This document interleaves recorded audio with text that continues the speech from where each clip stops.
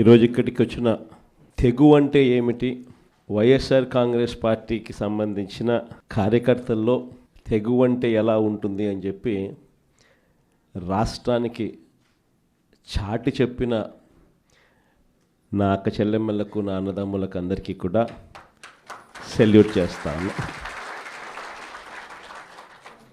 ఎందుకంటే ఈరోజు మనము యుద్ధ వాతావరణంలో ఈరోజు ఆంధ్ర రాష్ట్రంలో ప్రజలు బ్రతుకుతూ ఉన్న పరిస్థితులు కనిపిస్తూ ఉన్నాయి.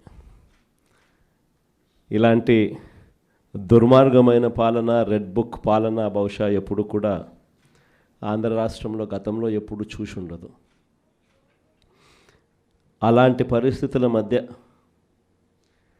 ప్రజాస్వామ్యాన్ని ఖూనీ చేయడం అంత సులువు కాదు.